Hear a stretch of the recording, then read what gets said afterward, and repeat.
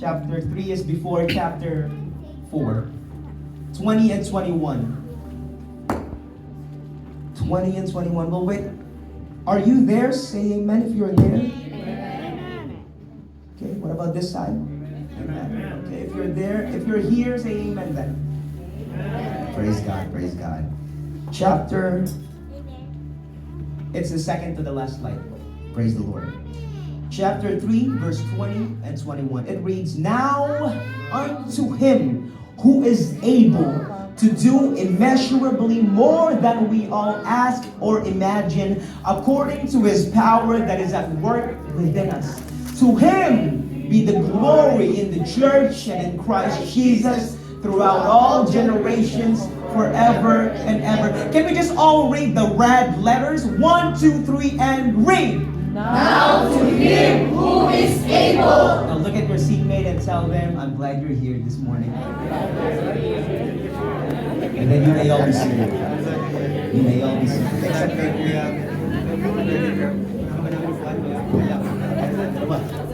Praise the Lord. Praise the Lord. Praise the Lord. The beginning of the year, we had a declaration. Actually, it's a prayer, right? We were saying, Lord, this coming 2025, we pray, and no matter how difficult this year may be, no matter how hard life will get, we will give everything to you who is able, to him who is able to do immeasurably more than we can ask, imagine, hope, or pray for. The beginning of the year, we said the same preaching. We talked about Ephesians chapter 3. The whole year, from the WIN Summit to the different summits and different life groups, different services, each and every week we said, Lord, you are able to do more than I can pray for, more than I can imagine, more than I can ask or hope for. You can do more than that. January, beginning of the year, we were upstairs. We were upstairs, right? Yeah. All right, we were upstairs. And then we said, Lord, you're able to bring us downstairs. And then God brought us here. Now we got our own stage. We got our own signage right in front that says Jesus is Lord Church. We got, wala pong matutulog. We got better seats and chairs. Right? So comfy. We got TVs now. Look at this. We got this. Right? Now people want to take picture. You can take pictures after church, before church. Right? Para maalam po nila, taga-JNL Kelo na po tayong lahat. Right? God did more than what we asked for. Some of you have testimonies. The beginning of the year you were praying. Last Christmas you were thanking God, Lord, thank you. The beginning of the year you were crying because you thought there are so many mountains in front of you. By the end of the year you were like, my God is bigger than the mountain I faced. Umpisa po ng taon, parang imposible, no? Ang hirap. Pero ngayon, last Sunday service of the year, ipinamalas at ipinakita po ng Panginoon na walang trahedya, walang problema ang mas malaki pa sa Kanya. Pinatunayan po ng Panginoon sa bawat isa po sa atin that He is able. That's why we're going to start this tradition. We've been doing it since last year. Second time now. Last year, we talked about Acts 20, verse 24. It goes, basahin ko na lang. Nakalimutan ko. Puro ano kasi tayo, Ephesians. Acts 20:24, last year, the year 2024, we said, However, I consider my life worth nothing to me if only I may finish the race and complete the task the Lord Jesus has given me, the task of testifying the gospel of God's grace. 2024, this is all we were talking about, that my only aim is to finish the race and complete the task, the assignment that the Lord Jesus has given me, to complete the calling, to complete the purpose that God has given me. And then 2025, we all said, God is able to do more, exceedingly and abundantly more than we can ask or imagine. Next week, grabe ang Lord. Huwag niyo pong mamiss ang church next week. God has a word for us. He has a word for us for 2026. It's beautiful. right? Some of you may not know, but during NOPs, I would practice to you, to the people that come to NOP and preach that certain word. But next week, you'll see. You'll see, God has a beautiful promise for each and every single one of us. So don't miss next week. Okay? Come to church, New Year. Okay? Umpisan natin ang taon na nagpapuri sa Panginoon at nakikinig po sa Kanya. But, nevertheless, every single year we're going to be starting off of a word that came from the Lord and then end with the same sermon. This is exactly the same PowerPoint that we talked about the beginning of the year. And I am going to talk about the same thing. He said, this is a prayer. This is a closing prayer in Ephesians chapter 3, verse 14 to 21. Paul is talking to the people of Ephesus, and he's closing his letter in a prayer. He said, for this reason I kneel before the Father. He said, from whom his whole family in heaven and on earth derives its name. Anybody here is from heaven? Anybody here is a believer of the Lord Jesus Christ and is a child of God? That makes you a citizen of heaven. Immigrant of Canada, but citizen in heaven. Praise the Lord. Right? Anybody here a citizen from heaven? Praise the Lord. Look at your seatmate. That's your brother. That's your sister. We all derive from the same name. In heaven, we will all have the same last name. De Los Angeles. The angels. De Los Santos.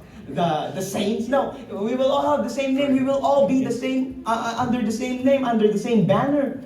We will all be the child of God. Same family tree. Coming from the same God. And he's saying it from whom every family in heaven and on earth derives its name. Did you know that the people around you, there are so many people around you that throughout the whole year were interceding for you. Interceding for your health, for your family, for your finances, interceding for your relationship with the Lord to be deeper. That's why you're here today. Not because of strength, not because of your talents or skills, but because of the Holy Spirit. He was working on you. Instead of people talking behind their back and gossiping against you, they were kneeling down and praying for you. Thank God for those people. Amen. Baka katabi mo yung mga yun. Talagang pinagdarasal ka. Tinanggal ng Lord yung arthritis sa ang tawag ko dito sa tuhod kasi ginagamit pang pray. Praise the Lord. But he said, from whom every family, we're praying for you because we love you. We love you so much that even if you don't know it, we're praying for you. He said, let's continue. In verse 16, he says, I pray that out of his glorious riches, he may strengthen you with power through his spirit in your inner being. Anybody here been so tired and sick and weary throughout 2025 for all the things that you went through? Ako lang. 2025, whether you admit it or not, every single one of us here went through something. Fought a big giant at some point in 2025. But you know, we are still standing because God is faithful. You being here is an evidence that God is not done with you yet. You woke up this morning, why? Because God said, hey, I'm not done with you yet. There's more for you. There's many more better things in front of you than what you left behind you. You thought 2025 was a good year for you or a bad year for you. Guess what? 2026, God willing, it does not come back yet. Better things are coming. And the promise of God is that through everything, through all seasons, and through all moments of life, He will be with you. He will never leave you nor forsake you. Sino pong iniwan ng Diyos dito 2025? Wala! And you know, there's a song that really resonates in me. I was supposed to just share this next year, pero this is an old song. But this song talks about how God has been with this author through it all, sabi niya. And when they say all, not just the good times, not just the mountaintops, But God has been with this writer through it all. And it's the same thing with us, right? God is with us through it all. Whether you're happy or you're sad, you're scared, or you're fighting, God is with you through every single seasons of life. Amen?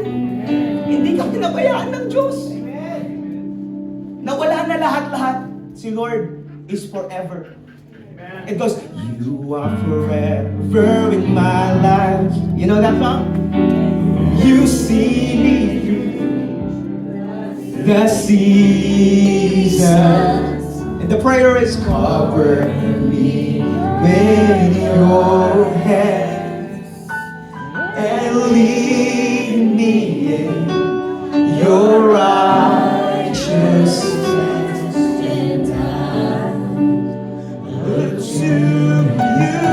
Hindi sa problema, kay Lord nakatingin.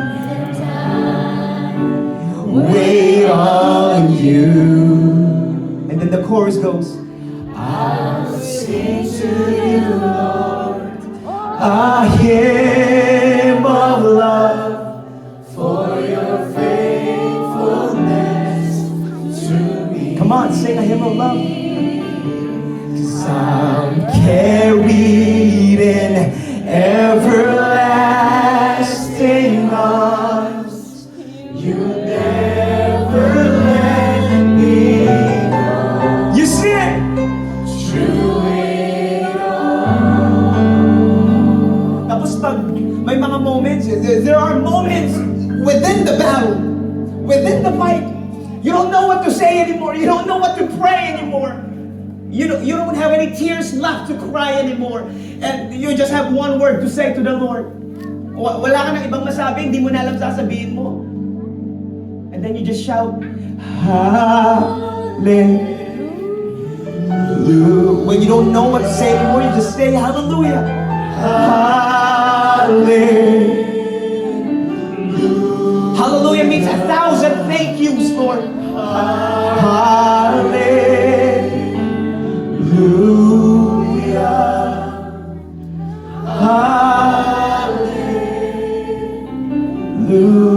Hallelujah. Praise the Lord, right? God's been faithful. Again, let me tell you again. This is the last Sunday of the year.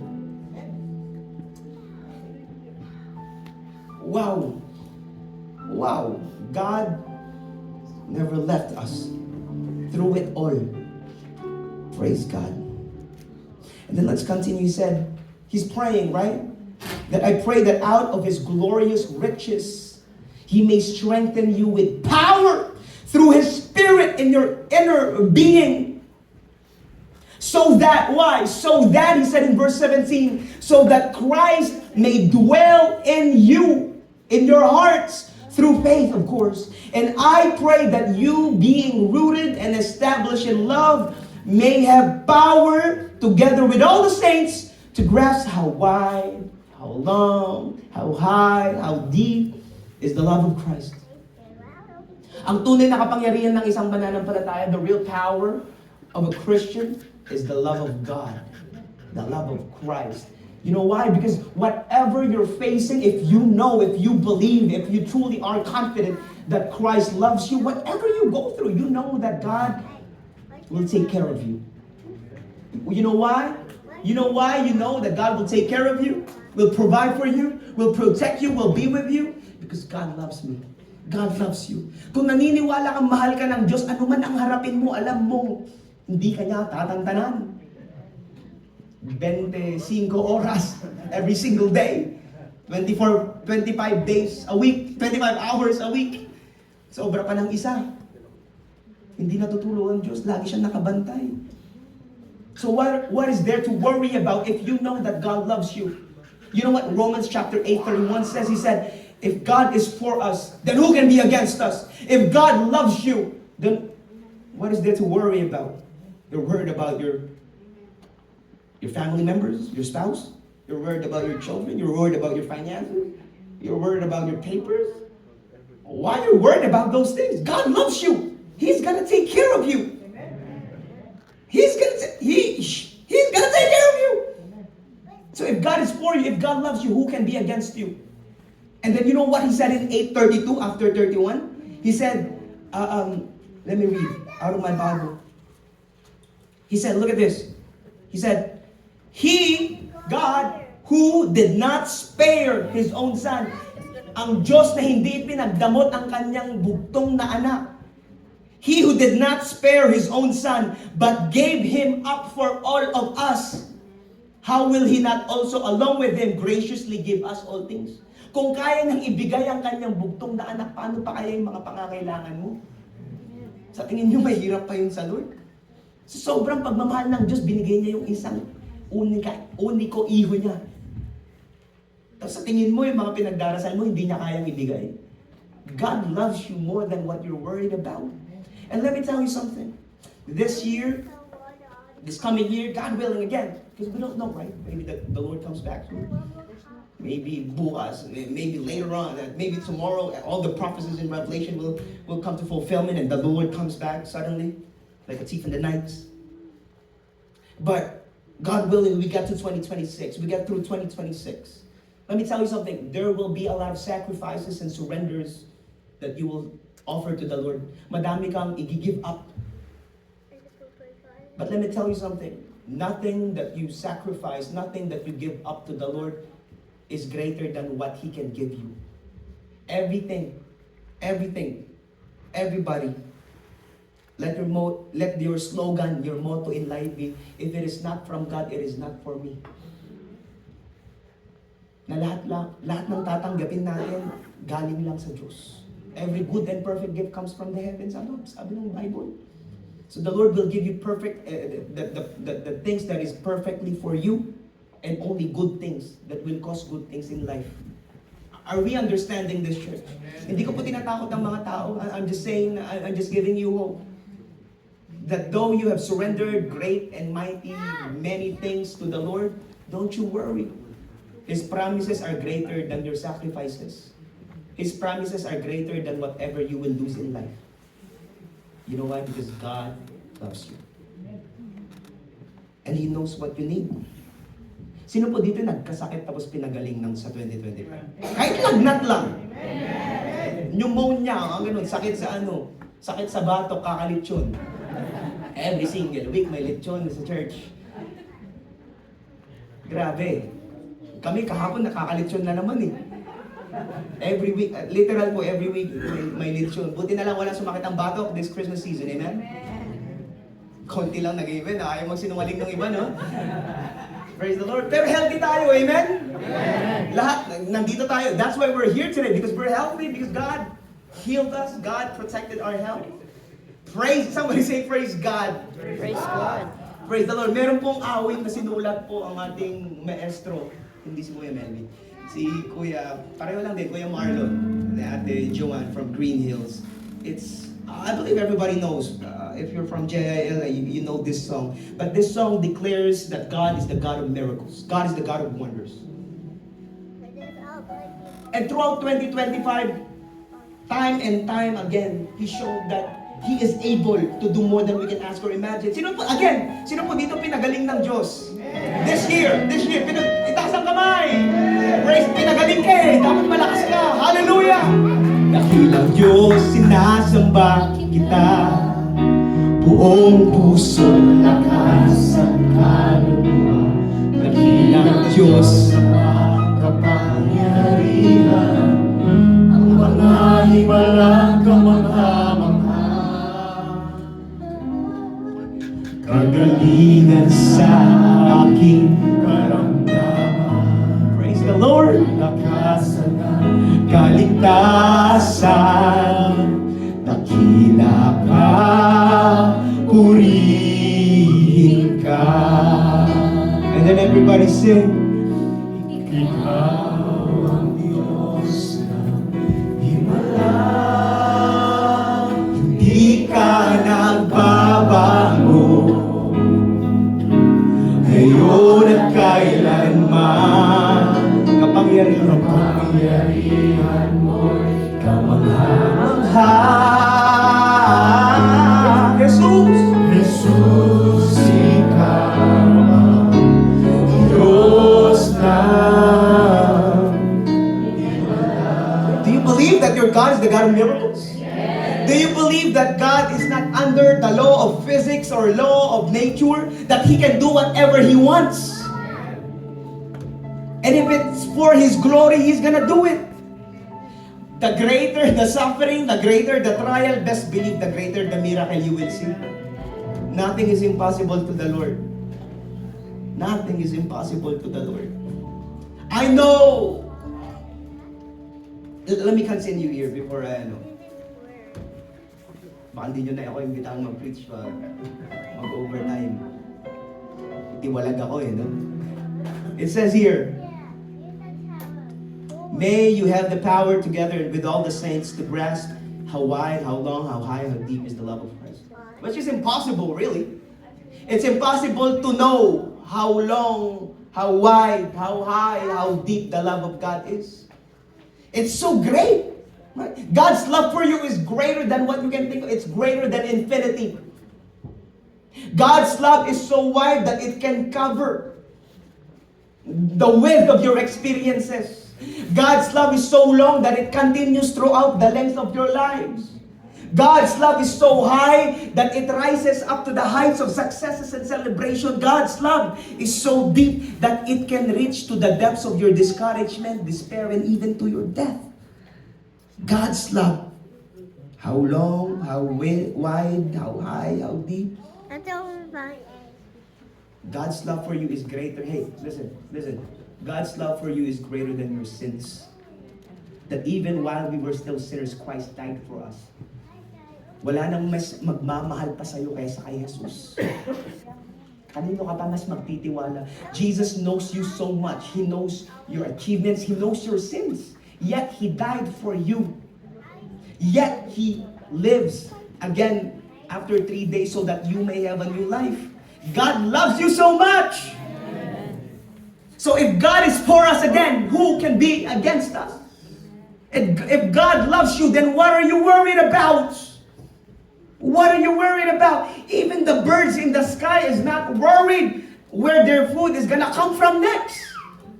Yet you, made in the image of God, He will take care of you. Tayo nga, na mga magulang, marunong magregalo sa mga anak, paano pa kaya ang Diyos? Let me tell you again, God loves you. Not because of what you have done, not because of your church membership, but God loves you because He loves you. He does not need another reason for Him to love you. God loves you. God loves you.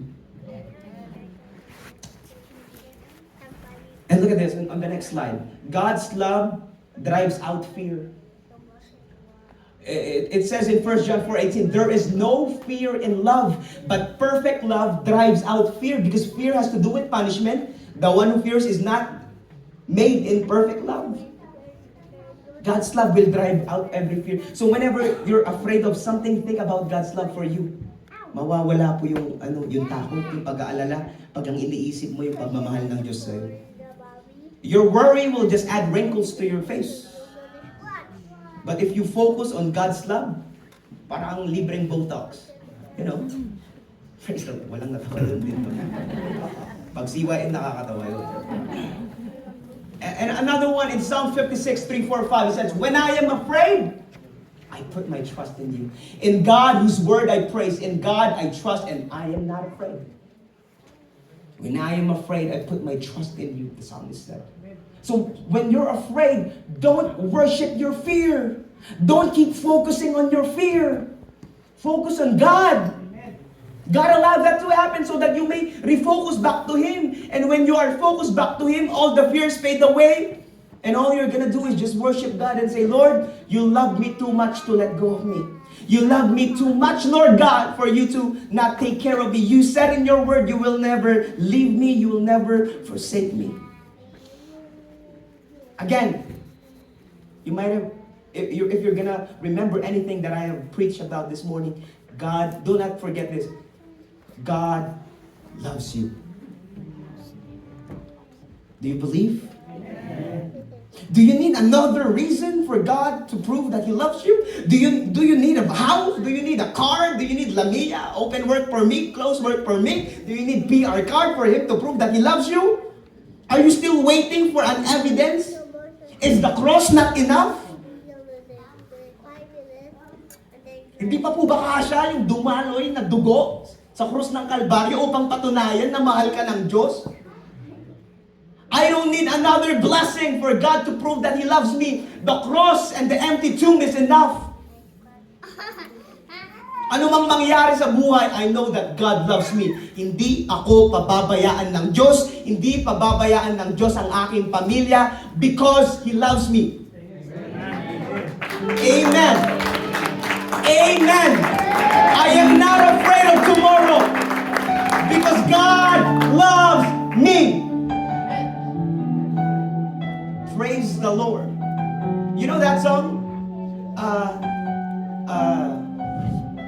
And because He lives, you know that song, right? I can face tomorrow because He lives. Because He lives. Yung mga ano lang, no?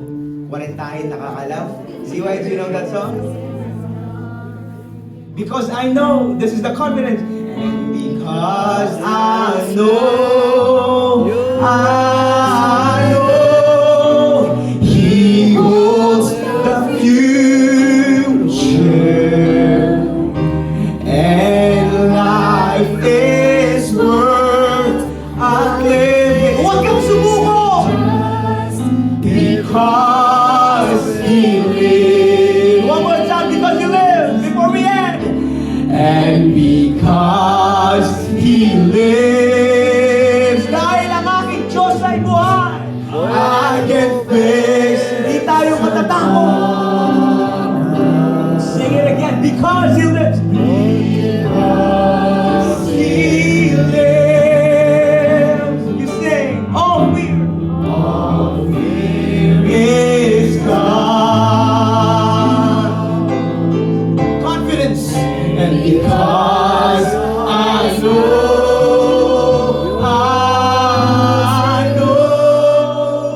He holds your life.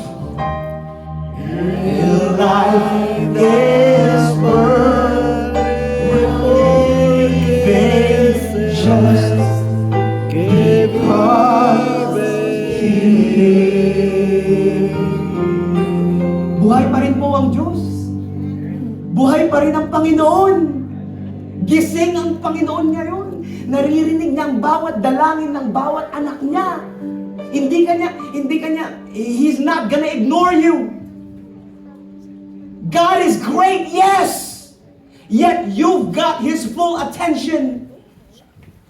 He is listening. He's looking. He's focused. He's not gonna miss any moment of your life. He sees you. He knows you. Again, He loves you. So, and then He ends, He said, to know this love surpasses knowledge.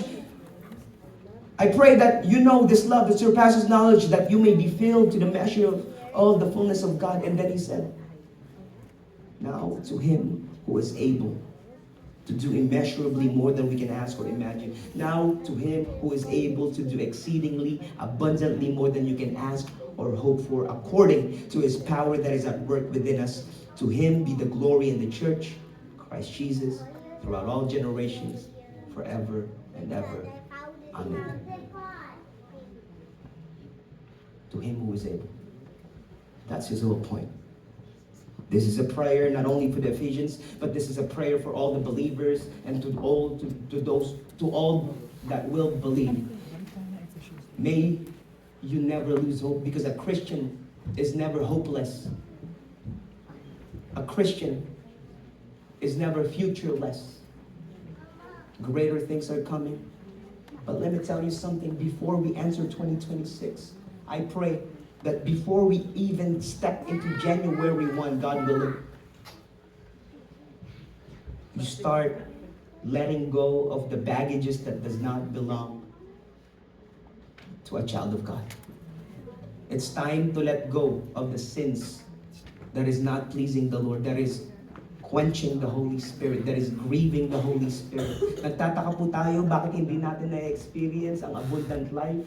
We're wondering, why am I not experiencing the promise of Jesus Himself of abundant life, of a full life? Why am I not experiencing it?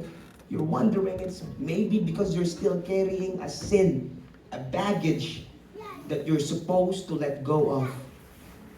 Lord, bakit hindi pa rin po ako nakakaranas ng ganito, ng kagalingan, ng mga pinangako nyo? Bakit hindi ko po nararanasan ng mga pinangako nyo?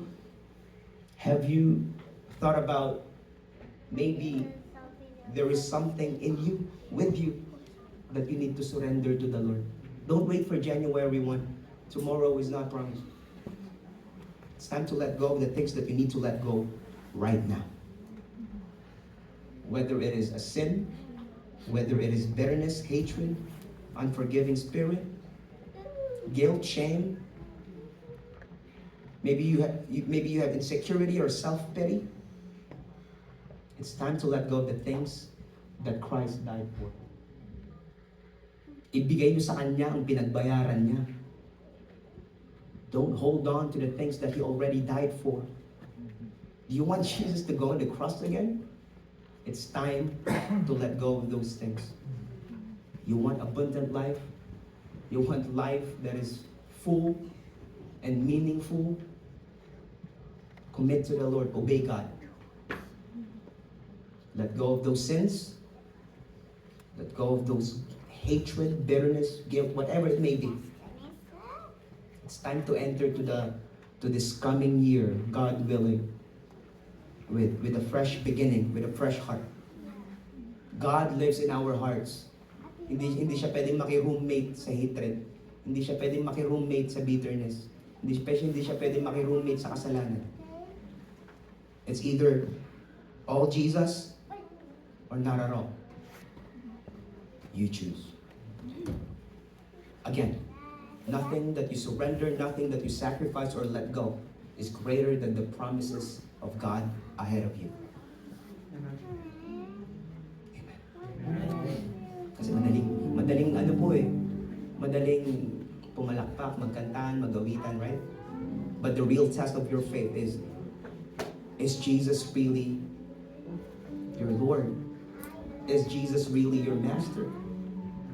Are you willing to let go of everything else to follow God? Are you willing to let go of the past to be with Jesus today until forever? It's all in. We must be all in. Or you're not in at all. Nothing less than 100% again. Tama? Tama? Tama po ba? Mahirap na mag-amen sa ganun, no?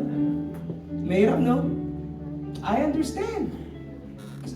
Lahat tayo nag-amen sa pagpapala. Lahat tayo nag-amen sa kagalingan at mga ganito, right? Kayamanan, kagalingan. Yes, amen! Gusto ko po niyan. Pero yung iwanan yung kasalanan, parang, Lord, wala naman ako nasasaktan. Wala naman po nakakaalam eh. And that's not the point. Obedience, partial obedience is disobedience. I want us to enter this coming year, God willing, again, fully committed to the Lord. No more holding back. All in tayo. All in tayo. If we're gonna worship the Lord, if we're gonna serve the Lord, might as well give our everything. If we're gonna live for the Lord this coming 2026, Lord, all in. Pero handa po ba kayong iwan ng lahat para sundan ng Panginoon? Yun. Yun. You know, that song, para tayo nagkaraoke this ano, no? Nakita ko yung mga stories nyo eh. Magagaling kayo kumante eh. You know that song, One Desire po yan. How does it go? You gave it all for me. You're for me. Tama. You know that song? My soul desire my everything. Anybody remembers this song? And All I am is devoted to you. Then how could I fail to see? Everybody sing. How could I fail? fail to see. You are the love that rescued me. You are the love that rescued me. And all I And am, all I am is is devoted. devoted to you. We're just gonna worship now. I'm done preaching.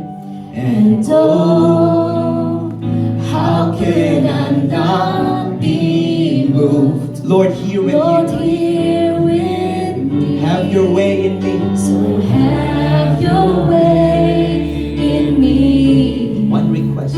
Lord, there is just one thing that I will see.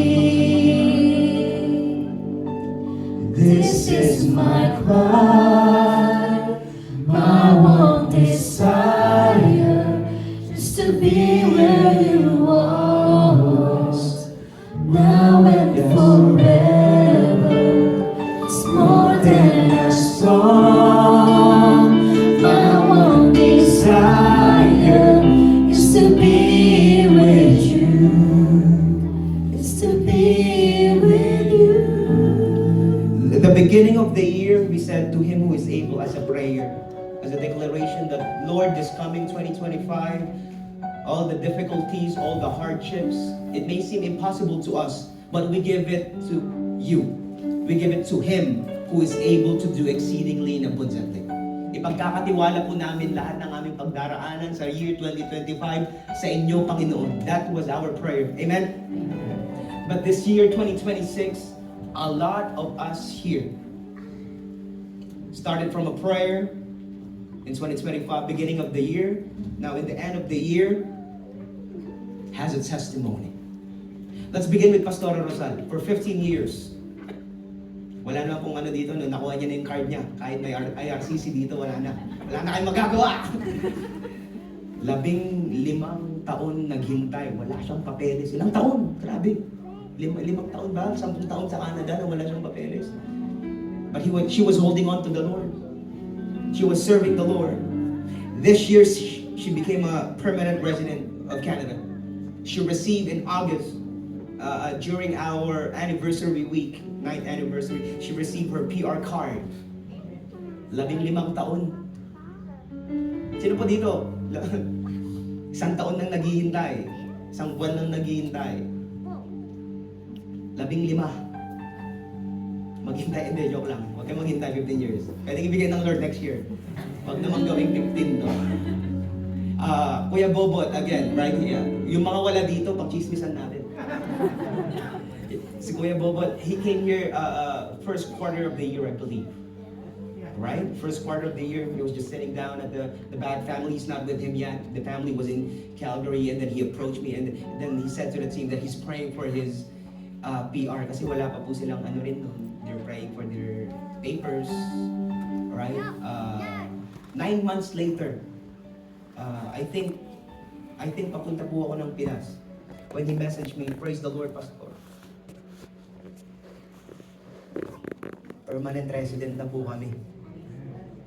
Praise the Lord. 9 months. May 15 years, by 9 months. Meron po sa atin dito, right? Hindi naman po nag-uumpisa ng pamilya, pero malalaki na yung mga anak. Mas matangkad pa sa akin. Literal na malaki. Mga dambuhala sila. Mga tuzon. Dambuhala talaga. Grabe. Dahil matatangkad sila, alam ng Lord yung mga kailangan, binigyan ng malaking bahay, yung high ceiling. Para kumasya. Nung pumasok po ako doon, kailangan ko ng GPS eh. Nasa may banyo dito. Diba? Turn left. Turn right. Grabe, may echo sa loob ng bahay.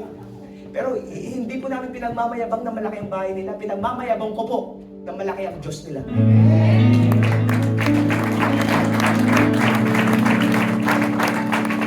It's not because they're multimillionaires. Pare-pareho lang po tayo. We're all the same. We're all going through the same thing. But one thing we all have in common is Jesus. Another one, daming testimony dito. Ano po ba yung mga nakakalimutan kong testimony? May mga, yung papeles ng mga mag-asawang peramo. Right, hindi namin alam, ma-extend ba itong mga to? Praise the Lord. Pero in-extend po ng Panginoon. Praise the Lord. Praise the Lord. Kung malakpak ka, pinag-pray natin lahat yun. Praise the Lord. Naalala ko po, si Sister Cess. I remember Sister Cess praying for her family. Pastor, please pray for my boys. Ganito, ganyan. Ngayon, grabe na.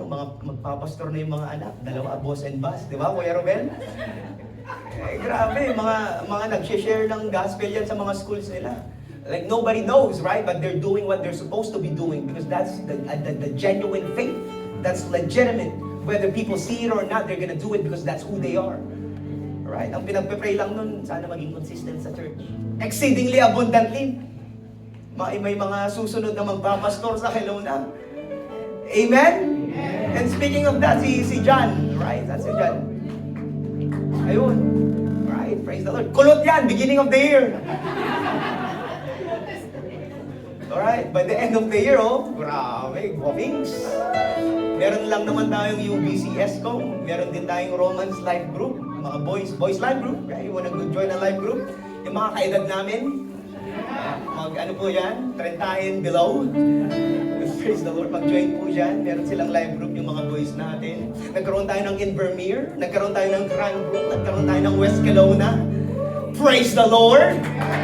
Prayer lang sa beginning of the year with the Lord, right? But God! God is faithful! Anybody here pa po, dumating ang papeles this year na hindi ko nabanggit? Anybody here naniniwala dadating ang papeles? Hindi ko man nabanggit. Amen? Praise the Lord. Amen! There you go. Ang dami pong testimony. Ay, actually, tignan ko na lang po. Nabubore ko na po ba kayo? Pwede tayong mag-closing prayer. See you next year na lang kung sakali.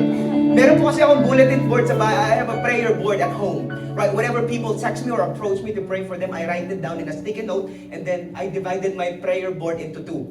Left side is prayer items, right side is answered prayer. And then I after God answers it, I put it to the right side and write it in red pen how God answered the prayer. Right? Let me see. Ayun, PR card, ni Pastora Rosan. Ayun isa. So, yung ganun ng mga to doon ko i-share. Pumunta kayo sa church mamaya para malaman nyo kung anong ginawa.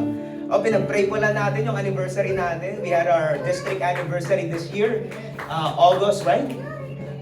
We're praying for a successful district anniversary. Nagpadala ang Panginoon ng Executive Management Board from the Philippines. Yung mga nagpatayo ng JL dumating, right? Para maki-celebrate sa JIL Kelowna anniversary. Praise the Lord! Praise the Lord! Gusto na nga nilang bumalik. Sabi ko, check po namin yung schedule. Pwede po kayo. Grabe, ang dami pala. Ayun, lola ko, share ko na lang yung lola ko. My lola, my grandmother, they discovered that she had cancer at the beginning of the year. Right? She lost all her hair sa chemotherapy. It came to a point that she was only weighing, I think, just 45 pounds. 45 pounds for an old 88-year-old lady. Right? So I was praying because my lola, my grandmother, she took care of my brother and I when my mom was abroad. And finally, at the middle of the year, thank you for the prayers of the brothers and sisters, I was able to put her to the right side of the board. She is now cancer-free. Praise the Lord. Praise the Lord. Praise God.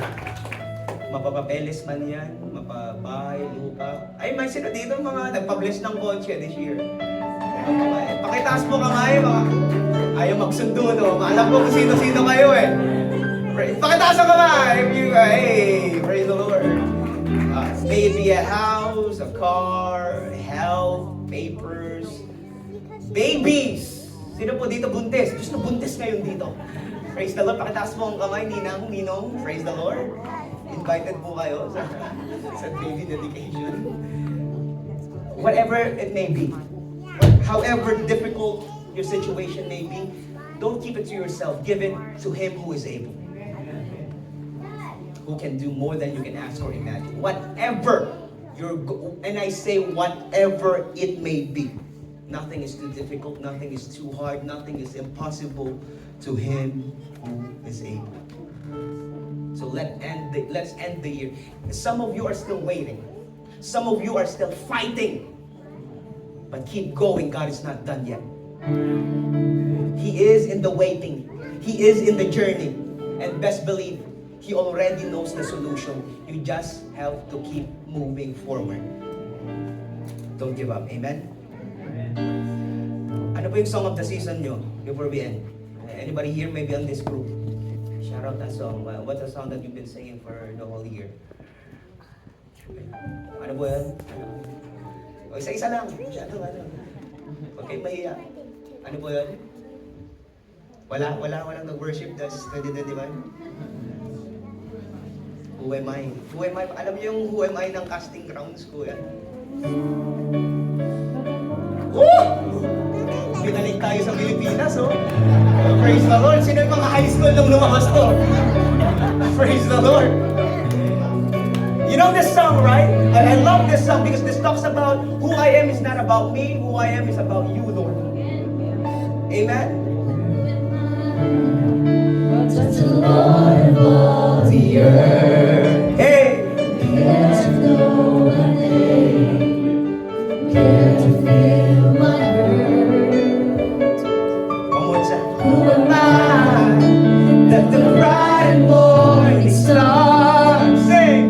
Choose to light the way for my ever-wandering heart. And then here at this spot.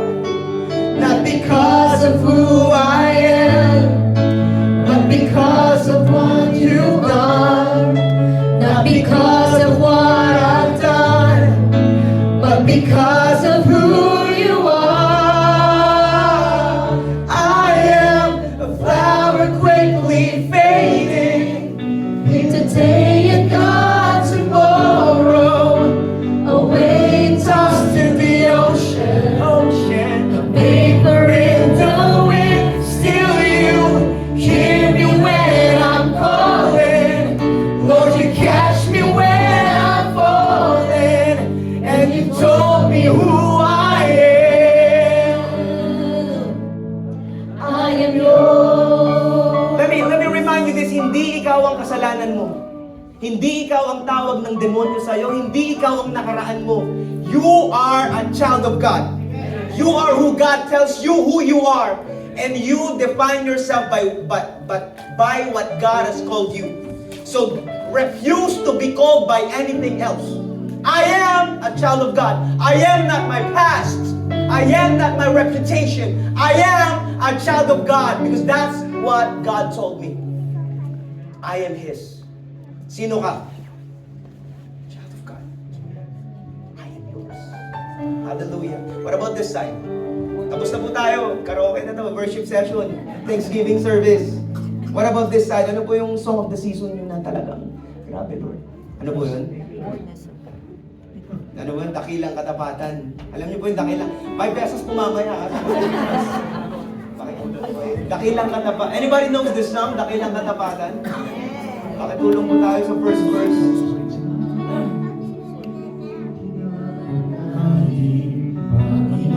Oh, napumalawang Diyos. Matapat sa habang panahon, maging sa kabila ng aking pagkukulang, biyaya na'y patuloy na laan. Katulad ng pagsinag ng itong araw, patuloy siyang nagbibigay ng love. Sing everybody. Kaya sa puso ko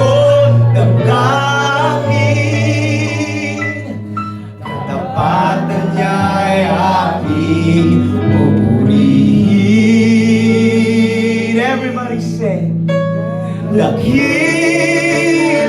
ka, O Diyos, tapat kang ang tunay. Magmula pa sa ugat ng aming lahi.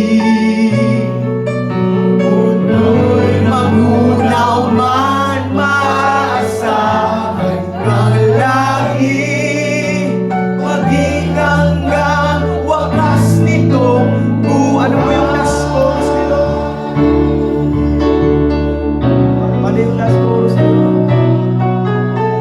Dakila ka, O Diyos, sa habang panahon. Katampatan mo'y matibay na sandigan. Sa bawat bihati, tagumpay man ay naroon. Daluyan na pag-asa kung kailangan hinahon.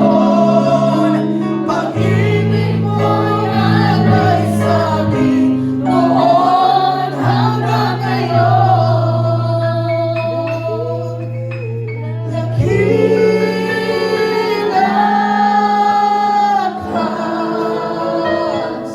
Dakila ka.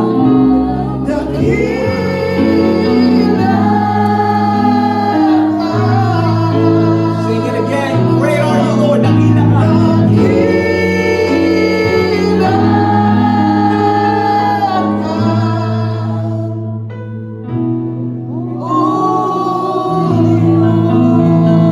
Greater than your issues, greater than your sin, greater than your past, greater than your troubles. God is greater. God is good. And all the time. Pastor, ikaw, ano yung song of the season mo? Yung natanong nyo, praise the Lord. Ako na lang lagi nagtatanong. Ako na lang lagi nagkukumusta. Joke lang. Kinakumusta nyo ako. Joke lang yun, ha. Pero sa akin, I cannot say anything else but thank you, Lord. Pwede po bang tumayo ang lahat? I come before you today. Praise the Lord. And there's just one thing that I want to say. 2025, we sing. Thank you, Lord. Throughout 2026, we sing. Thank you, Lord. Sino po dito ang pinagpala? You sing. For all you've given. For all you've given to me. Yung mga hindi pa nakikita ang mga parating, you sing.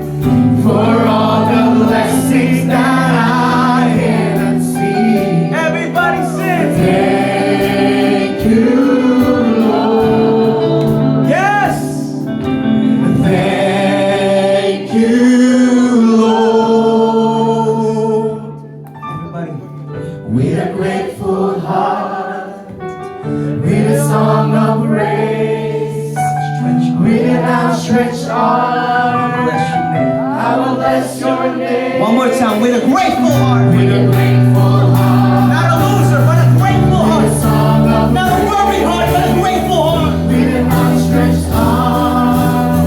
Everybody, stretch out your hand and sing. Thank you, Lord. I just wanna thank you. Salamat, Jesus. Salamat, oh, ba't dakila? Holy Spirit, thank you, Lord.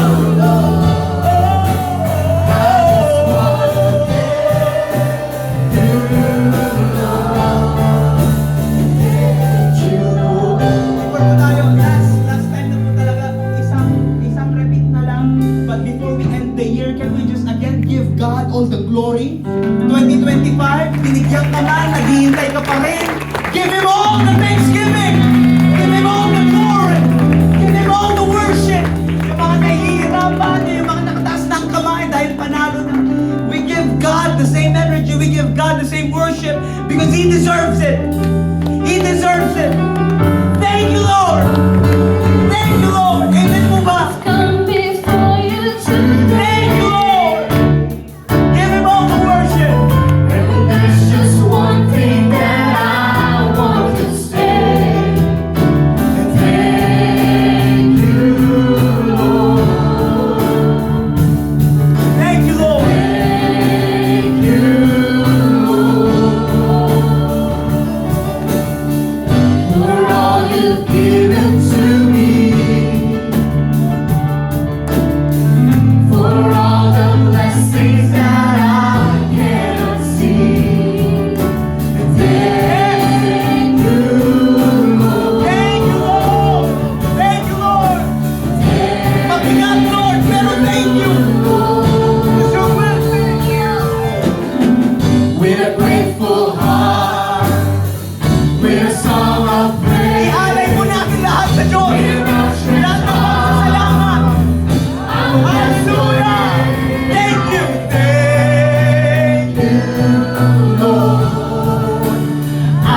just wanna thank you, Lord.